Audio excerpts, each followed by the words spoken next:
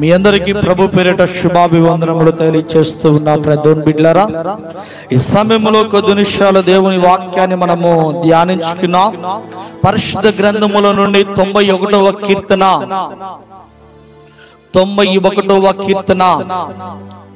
14వ వచనమును దేవుని వాక్యాన్ని మనము చదువుకున్నాం. అతడు నన్ను ప్రేమించుచున్నాడు కనుక నేను అతనిని తప్పించెదను. ఈ మాటలు మన ఎన్నికల్లో దేవుడు దీవించునుగాక. నాతో పాటు చెప్పగలుగుతారా మీరందరూ? అతడు నన్ను ప్రేమించుచున్నాడు కనుక నేను అతనిని తప్పించెదను. అతడు నన్ను ప్రేమించుచున్నాడు కనుక నేను అతనిని తప్పించెదను. చూడండి ప్రియ దేవుని బిడ్డలారా, ప్రేమైన దేవుని సంగమా, భక్తుడైన దావీదు కీర్తన రాస్తూ ఒక శ్రేష్టమైన మాట ఇక్కడ పలుకుచూ ఉన్నాడు. ఏమని పలుకుచున్నాడంటే, ఎందరైతే దేవుని ప్రేమిస్తారో, ఎందరైతే దేవుణ్ణి హత్తుకుంటారో, ఎందరైతే దేవుడే నా రక్షకుడని అంగీకరించి ఆయన దగ్గరికి వస్తారో, అట్టి వారందరినీ ఆయన ఏ అపాయము నుండైనా, ఏ కష్టము నుండైనా, ఏ సమస్య నుండైనా, ఏ బాధ నుండైనా, ఏ అక్కర నుండైనా ఆయన తప్పించగలిగిన సమర్థుడు అని చెప్పి దావీదు భక్తుడు మాట్లాడుచున్నాడు. అయ్యా, నిన్ను ప్రేమిస్తున్నాను అయ్యా, నేను నీ దగ్గరికి వచ్చాను అయ్యా, నేను హత్తుకున్నాను అయ్యా, నువ్వే నాకు శరణము, నువ్వే నాకు దిక్కు, కాబట్టి నిన్ను ప్రేమిస్తున్నా. నువ్వేం చేయాలి? నన్ను తప్పించు ప్రభువా. ఏమంటున్నాడండి? తప్పించమంటున్నాడు. ఎంతమంది ధైర్యంగా ఈ మాట మనం చెప్పగలము? ఎంతమంది ధైర్యంగా దేవుడి దగ్గర నిలబడి, అయ్యా నిన్ను ప్రేమిస్తున్నాను కాబట్టి నన్ను నువ్వు తప్పించు. ఎంతమంది మాట్లాడగలుగుతారు ఈ మాట ధైర్యంగా? నిజంగా ఆయన మనం ప్రేమించగలుగుతున్నామా? నిజంగా ఆయన మనం హత్తుకోగలుగుతున్నామా? నిజంగా ఆయన మనం ఆశ్రయించగలుగుతున్నామా? నిజంగా ఆయన దగ్గరికి రాగలుగుతున్నామా? ఆయన దగ్గరికి నిజంగా నువ్వు నిజమైన ప్రేమతో ప్రేమించినట్లయితే నువ్వు ఏ విషయంలో భయపడాల్సిన పని లేదండి. నమ్మిన వారందరూ దేవునికి స్తోత్రం చెప్పండి. హల్లెలూయా, హల్లెలూయా. ఏ విషయంలో భయపడాల్సిన పని లేదు. ఆయన యథార్థంగా నువ్వు ప్రేమిస్తే, నమ్మకంగా నువ్వు ప్రేమిస్తే, ఆయన నాకు దిక్కు అనుకుని నువ్వు ప్రేమిస్తే ఏ విషయంలో నువ్వు కలత చెందాల్సిన పని లేదు. ఏ విషయంలో కూడా నువ్వు చింతపడాల్సిన అవసరము లేదు. ఒక 3 విషయాలు నేను చదువుతాను. ఈ యొక్క బైబిల్ గ్రంథంలో 3 విషయాలు మీకు నేను తెలియజేస్తా ప్రియ దేవుని బిడ్డలారా. యోహాను సువార్త 11వ అధ్యాయంలోకి రండి. యోహాను సువార్త 11వ అధ్యాయము. యోహాను సువార్త 11వ అధ్యాయంలో మనం చూసినట్లయితే ఇక్కడ ఒక కుటుంబం మనకు కనబడుతూ ఉంది. జాగ్రత్తగా నా మాటలు వినండి ప్రియ దేవుని బిడ్డలారా. నాకెళ్ళి చూడండి, జాగ్రత్తగా నా మాటలు మీరు ఆలకించండి. మధ్యాహ్న కాల సమయంలో దేవుడు మనతో మాట్లాడుతున్న శ్రేష్టమైన మాటలు మనం వినవలసిందిగా ప్రభు పేట మీకు తెలియజేస్తున్నాను. ఒక కుటుంబం ఇక్కడ మనకు కనబడుతూ ఉంది. ఆ కుటుంబమే మరియా, మార్తా, లాజరు. ఎంతమంది ఉన్నారు ఆ కుటుంబంలో? ఎంతమంది అండి? ఏంటి వారి పేర్లు? మరియా, మార్తా, లాజరు. వీరికి కూడా ఒక రోజు ఒక పెద్ద ఆపద వచ్చింది.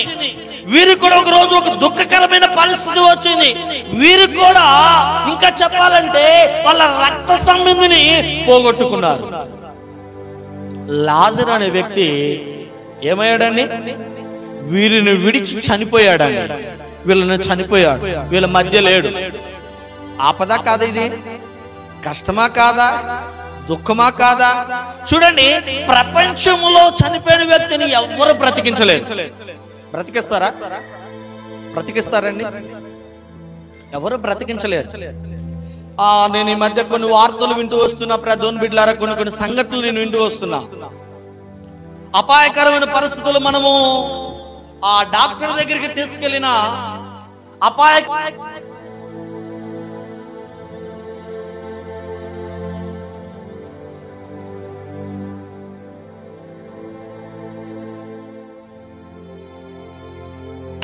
మనం గమనించి చూసినట్లయితే దేవుని బిడ్డలారా, ఈ మార్కు యొక్క యోహాను సువార్త 11వ అధ్యాయంలో ఈ లాజరు అనే వ్యక్తి అప్పటికి చనిపోయి 4 దినములు అవుతుంది. ఎన్ని దినాలు అవుతుందండి? చదువుతారన్నమాట. 17 వచ్చిన చూడండి, 11, 17 చూడండి.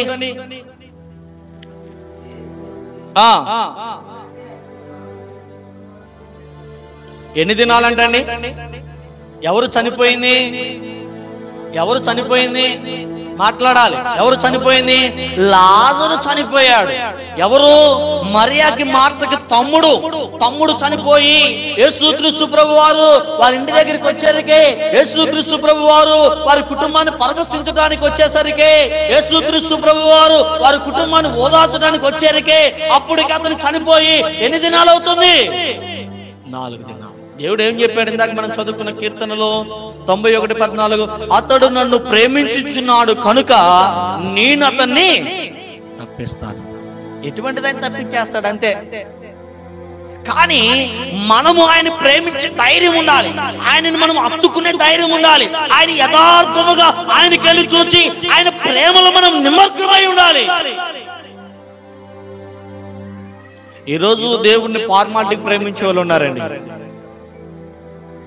ఈరోజు యేసు దేవుణ్ణి ఫార్మాలిటీ, అవసరాల కోసము, ఔషధాల కోసము, కష్టాల కోసము, బాధల కోసము, ఇబ్బందుల కోసము, సమస్యల కోసము, అప్పుల కోసము ప్రేమించే వాళ్ళు ఉన్నారండి. అవునా? ఈ బాధ లేకుండా ప్రేమించే వాళ్ళు ఎవరైనా ఉంటున్నారా? అలా కాదండి. సరే, నువ్వు కష్టంతో దేవుడి దగ్గరికి వచ్చావేమో, కష్టముతో నువ్వు దేవుడి దగ్గరికి వచ్చావేమో, బాధతో దేవుడి దగ్గరికి వచ్చావేమో, నీ కష్టము పోయిన తర్వాత నీ బాధను పోయినా సరే ఆయన యథార్థంగా ప్రేమించడం నువ్వు నేర్చుకోవాలి. ఏం చేయాలండి? యథార్థంగా ఆయన నువ్వు ప్రేమించడం నేర్చుకోవాలి. ఎప్పుడైతే యథార్థంగా ప్రేమిస్తావో, యథార్థంగా దేవుడి దగ్గర నడుచుకుంటావో, ఎప్పుడైతే యథార్థంగా దేవుడితో కలిసిమెలిసి ఉంటావో, అతడు ఏ సమయంలో నుండి అయినా నిన్ను ఆయన తప్పిస్తాడు. ఈరోజు నేను వస్తూ ఉన్నా, దేవుని బిడ్డలారా, ఇప్పుడే వస్తూ ఉన్నా, రెడ్డిపాలెం నుండి ఆరాధన అయిపోయింది. మన చర్చి దాటి కొంచెం ముందుకు వచ్చాను. ఒక టర్నింగ్ ఉంది, అంటే అవతల వచ్చే బండి కనపడదు, యువత నుండి వచ్చే బండి కనపడదు, ఆరం కొట్టాలి. నేను కొంచెం టర్నింగ్ దగ్గరికి వచ్చి ఆరన్ కొట్టాను. ఈ లోపు ఆటో నా మీదకి వచ్చేసింది, కారు మీదకి వచ్చేసింది. అతను ఆరం కొట్టాలి, నాకు వినపడలేదు. నేను కొంచెం టర్నింగ్ తిరుగుతున్న సమయంలో ఆరన్ కొట్టాను. ఈ లోపల బండి దగ్గరికి వచ్చేసి ఇంకేలే, అతను వెళ్ళి సైడ్ కాలువ దగ్గర ఆగిపోయాడు. నా బండి అట్లా ఆగిపోయింది. చూడండి, ఆయన మీద మనం నమ్మకం ఉంచి ఆయన యందు మనం ఆధారపడితే ఎటువంటి అపాయకరమైన పరిస్థితి నుండి ఆయన మనలను తప్పించగలుగుతాడు. తప్పిస్తాడా? తప్పించగలుగుతాడు. మరి ఇక్కడ ఈ కుటుంబంలో దుఃఖ, చింత, వేదన, బాధతో బాధపడుతున్న ఈ కుటుంబం దగ్గరికి యేసుక్రీస్తు ప్రభువు వారు వస్తే అప్పటికే 4 దినాలు అయిందండి. ఎన్ని దినాలు అయిందండి? 4 దినాలు అయింది చనిపోయి. వెళ్ళి సపోజ్ మనమే ఉన్నాం, ఒక కుటుంబం దగ్గర చనిపోయి 4 రోజులు అవుతుంది. 4 రోజుల పరిస్థితి అక్కడ ఉంది. సంభాషణ దగ్గరికి వెళ్ళి, ఏం పర్వాలేదులేమ్మా, మళ్ళీ మీ తమ్ముడు వస్తాడులేమ్మా, మీ తమ్ముడు మరలా బ్రతుకుతాడంటే ఏమంటారు మనల్ని?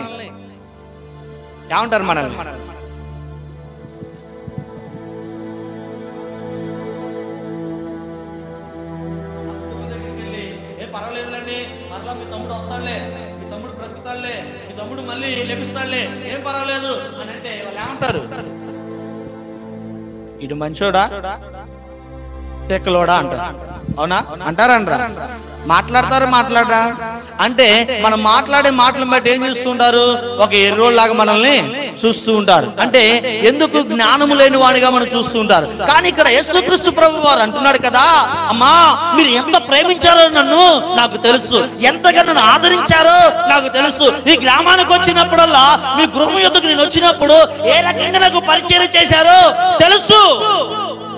నన్ను మీరు ప్రేమించారు కాబట్టి నేను ఇప్పుడు మీకు ఏం చేస్తా? ఉపకారం చేస్తా. ఎలా? నీకున్న దుఃఖములో నుండి, నీకున్న వేదనలో నుండి, నీకున్న బాధల నుండి తప్పించగలిగిన సమర్థుడను నేనే. ఈరోజు చాలా మంది బ్రతికి ఉండి చనిపోయిన స్థితిలో ఉంటున్నారు. ఈరోజు చాలా మంది జీవిస్తూ జీవము లేని జీవితంలో బ్రతుకుతూ ఉన్నారు.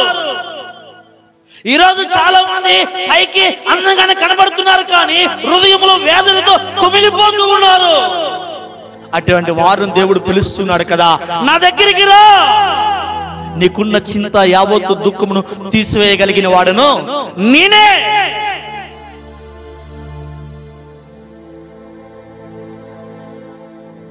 లాజరు దగ్గరికి వెళ్ళారు. ప్రజలందరూ కలవరపడిపోతున్నారు, ప్రజలందరూ ఆశ్చర్యపడిపోతున్నారు, ప్రజలందరికీ ఏం అర్థం కావట్లా.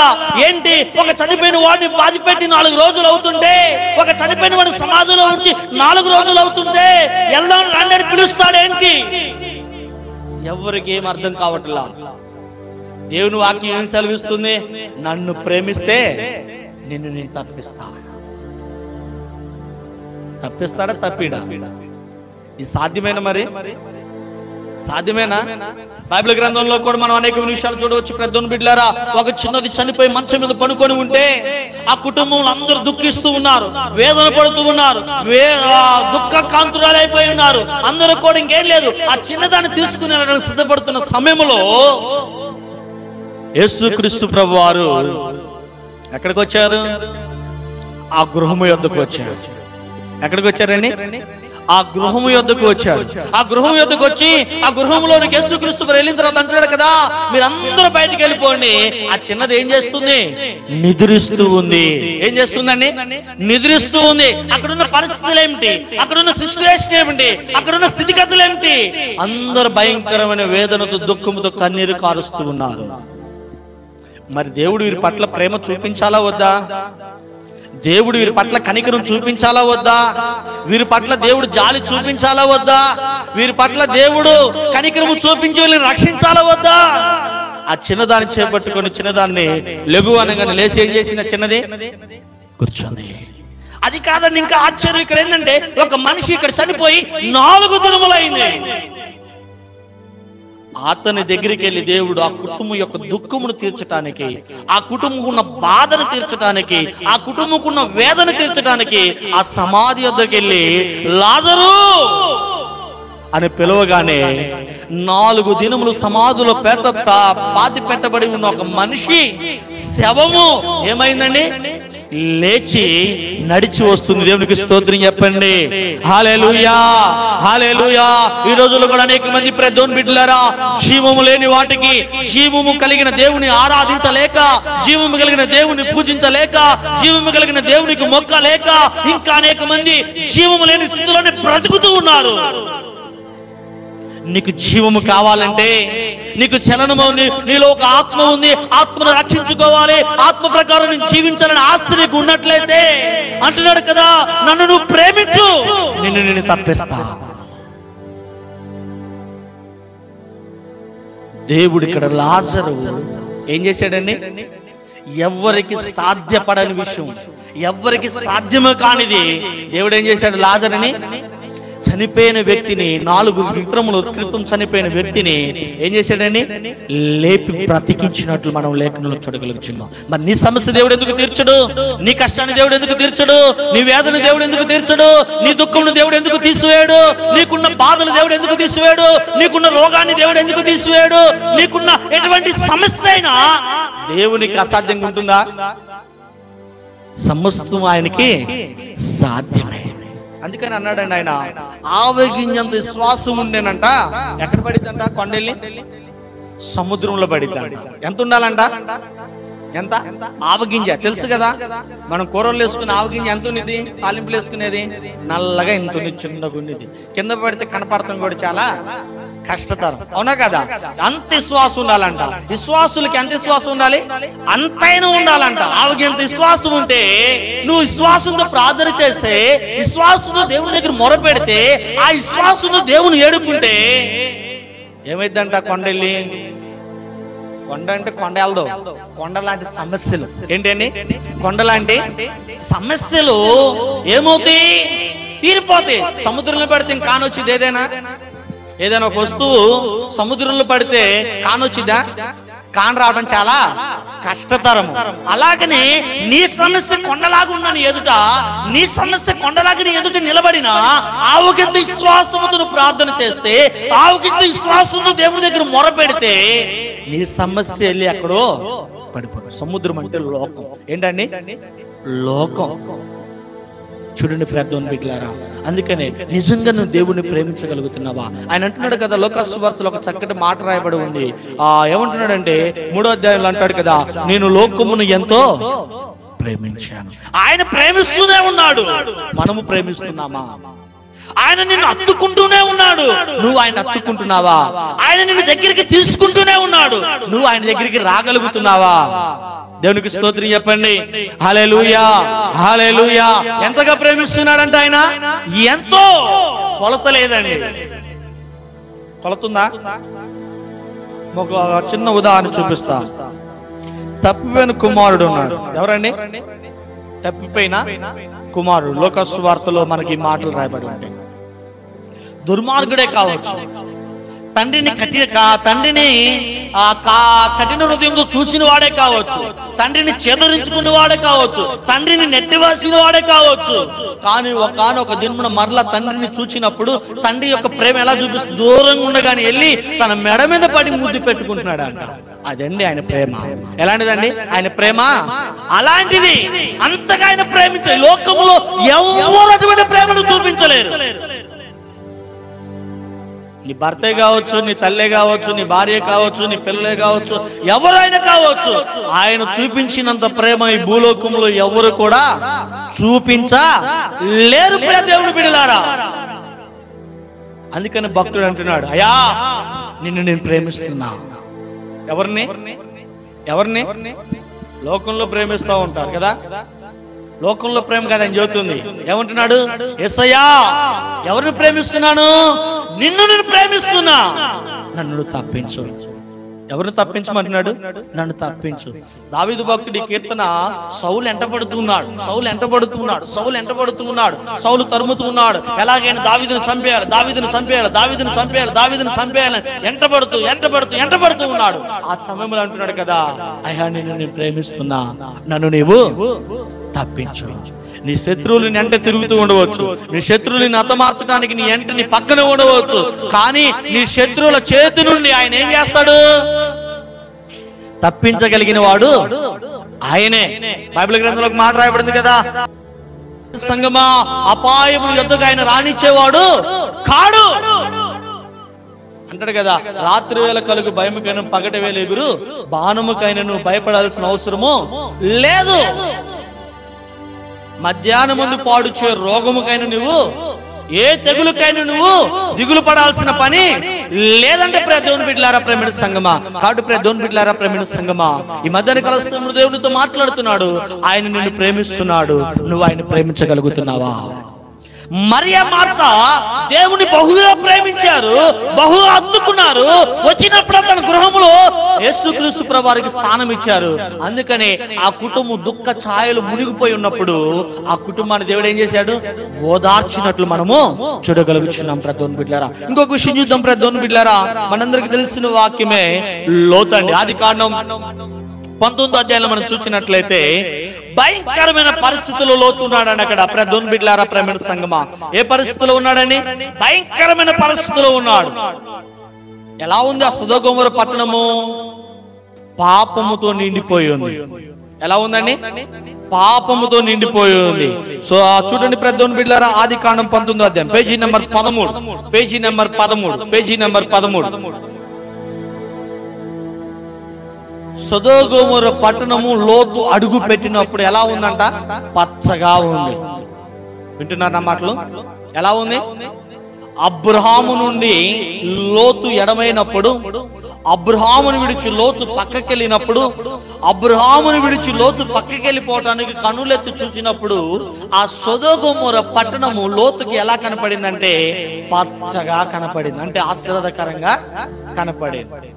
లోతు అక్కడ నివసిస్తున్న సమయంలో, లోతు అక్కడ నివసిస్తున్న సందర్భాలలో ఆ పట్టణం ఎలా తయారైందంటే భయంకరమైన పాపముతో కొట్టుమిట్టులాడుతూ ఉంది. ఎలా ఉందండి? ఎలా ఉంది? పాపముతో కొట్టుమిట్టులాడుతుంది. దేవుని భయం లేక, దేవుని యొక్క ప్రేమ లేక, దేవుని యొక్క గుర్తు లేక, దేవుని యొక్క ప్రసన్నత లేక ఈరోజు అనేక మంది దేవుని అడ్డం పెట్టుకొని, అనేక మంది దేవుని పేరు చెప్పుకొని, లేక అనేక మంది యేసు ప్రభువును ఆరాధిస్తున్న భ్రమతో అనేక మంది పాపములకు బానిసలైపోతున్నారు. సుమా, దేవుడు నిన్ను చూచినప్పుడు ఒకానొక దినమున పాపములను మగ్గిపోతూ ఉంటే, పాపములను కొట్టుమిట్టులాడుతూ ఉంటే, పాపమే నాకు దిక్కని నువ్వు ప్రయాణిస్తూ ఉంటే, ఒకానొక దినమున సొదొమ గొమొర్రా పట్టణంలో ఆగా దేవుడు నిన్ను కూడా చూస్తే, ఆ సొదొమ గొమొర్రా పట్టణమును దేవుడు ఏం చేశాడు? కాల్చివేశాడు. ఇటువంటి భయంకరమైన పరిస్థితుల్లో లోతు ఉన్నాడండి. వాస్తవంగా అయితే లోతును జ్ఞాపకం చేసుకోవాల్సిన అవసరం దేవునికి ఉందా? ఆయన భక్తిపరుడా, నీతిమంతుడా, ఏమన్నా దేవుని యందు యథార్థత కలిగిన వాడా, దేవుని యందు భయం కలిగి దేవుని ప్రతిదినం అబ్రహాములాగా ఆరాధిస్తూ ఉన్నాడా? లేదండి. ఎక్కడున్నాడంట? అబ్రహామేమో దేవుని యొక్క దూతలు వచ్చేసరికి గుడారంలో కూర్చొని ప్రార్థన చేస్తూ ఉంటే, లోతేమో దేవుని యొక్క దూతలు ఆ గ్రామంలో అడుగు పెడుతూ ఉంటే గమని వద్ద కూర్చున్నాడు. మనం కూడా అంతే. దేవుడు సమయం ఇస్తే, దేవుని యొక్క సన్నిధిలో గడపడానికి అవకాశం ఇస్తే, దేవుడు సమయం ఇచ్చి నా సమయాన్ని సద్వినియోగం చేసుకోమని దేవుడు మనల్ని జ్ఞాపకం చేస్తూ ఉంటే మనం ఎక్కడ గడుపుతున్నాం? ఎక్కడ గడుపుతున్నామండి మనం?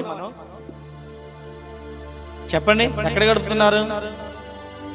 సాయంత్రం చూడాలి విశ్వాసుల యొక్క పని.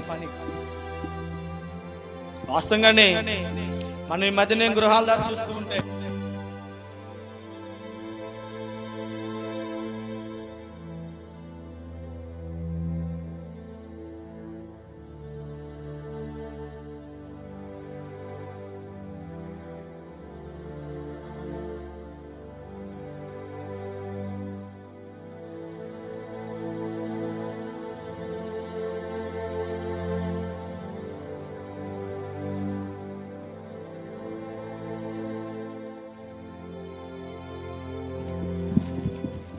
సమయం ఇచ్చింది ఎందుకు దేవుడు నీకు?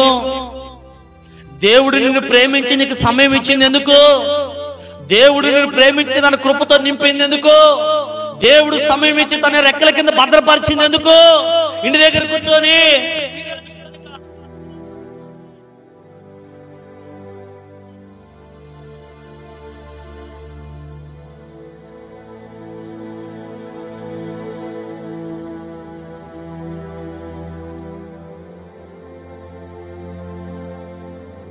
చూసి అప్పుడు ఒక్కొక్కరు దబదబా అమ్మాని బయటికి ఏకేస్తున్నారు కదా, గేట్ దగ్గరికి వెళ్ళి ఎప్పుడైతే అడవుడు చూసి కొంతమంది కుర్చీలో లేక కర్ర తాపేస్తున్నారు చిచ్చులు.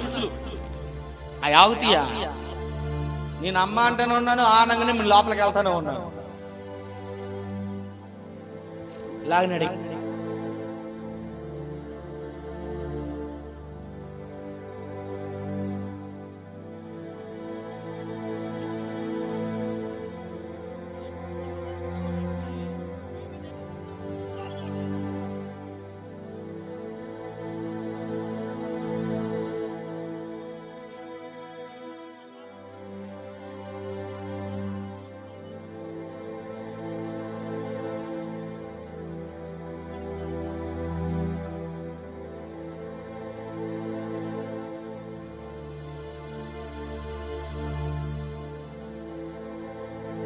దేవుడు మరలా నీకు ఆపద వచ్చినప్పుడు దేవుడు నిన్ను కనికరించాలా?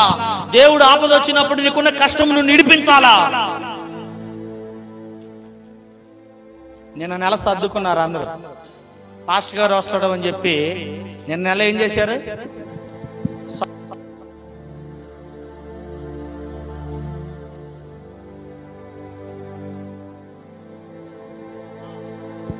దేవుడు నీకు సమయం ఇచ్చినప్పుడు సద్వినియోగం చేసుకోకపోతే, దేవుడు సమయం నిన్ను ప్రేమిస్తున్నప్పుడు నువ్వు ఉపయోగించుకోకపోతే సొదొమ గొమొర్రా పట్టిన గతే పడుతుంది. ఏం పట్టింది సొదొమ గొమొరానికి? పాపంతో నిండిపోయి ఉంటే, పాపంతో కొట్టుమిట్టులాడుతుంటే, పాపమే శరణుగా బ్రతుకుతూ ఉంటే, దేవుడంటే భయం లేక, దేవుడంటే ఆ మక్కువ లేక, దేవుని సన్నిధి ఆరాధించాలనే ఇంట్రెస్ట్ లేక, వారి ఇష్టానుసారంగా పాపం పాపం పాపం చిన్న పెద్ద తేడా లేక పాపములో కొట్టుమిట్లాడుతూ ఉంటే, ఆ పట్టణమును చూసిన దేవుడు ఆ పట్టణమును గంధకములతో కాల్చేశాడు. ఏం చేశాడు? గంధకములతో. ఆకాశం నుండి గంధకములు పంపిస్తుంటే, ఆ పట్టణం మీద పడుతుంటే, పడిన చోటల్లా, పడిన మనిషి మీదల్లా కాలిపోయి బూడిదలైపోయారు. ఏమయ్యారండి? బూడిదైపోయారు.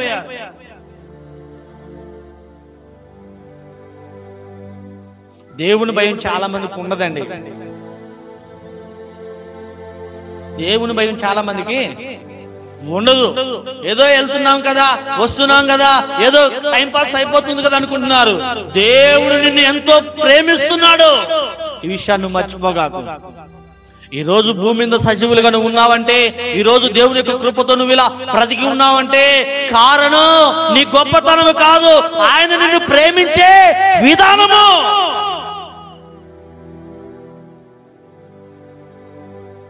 అర్థమవుతుందా?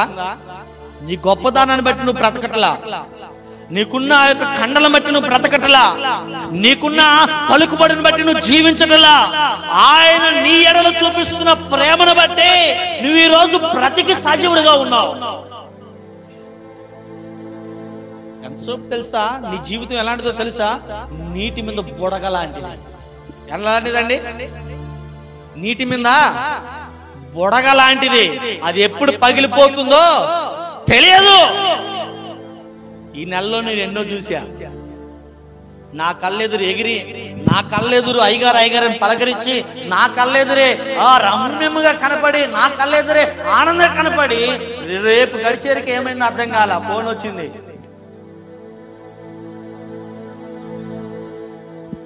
ఎంతో వయసు లేదండి, మీరు అందరూ చూస్తారు.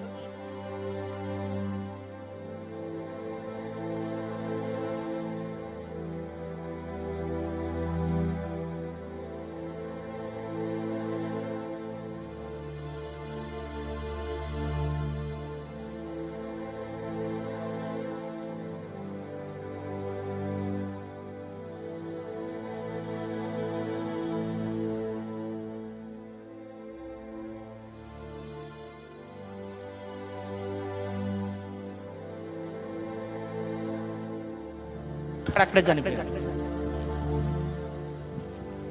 ఎందుకు చూస్తుందని చెప్పమంటారా?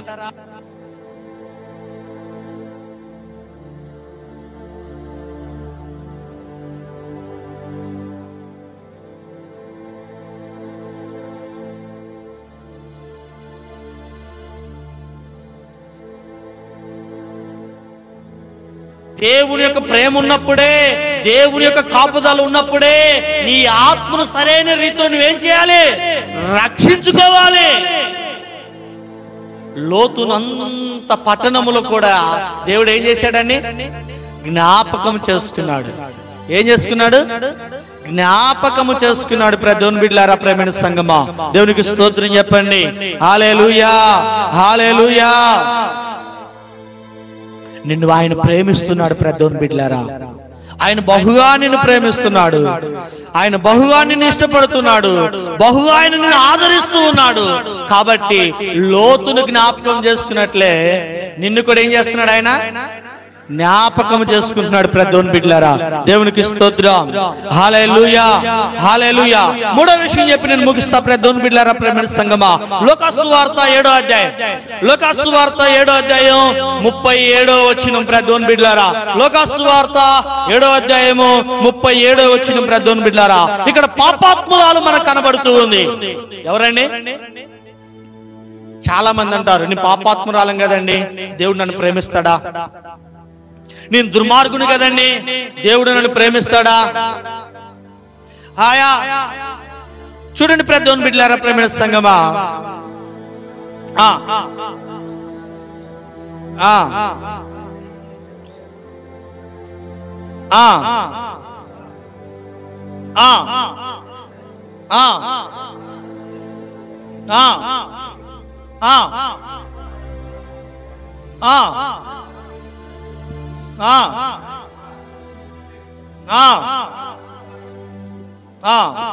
ఆడ మనం గమనించి చూసినట్లయితే దేవుడు ఆమె పాపములను క్షమించినట్లు మనము చూడగలుగుతున్నాం. దేవుని బిడ్డలారా చూడండి, ఆయన నిజంగా ప్రేమ కలిగిన వాడా కాదా?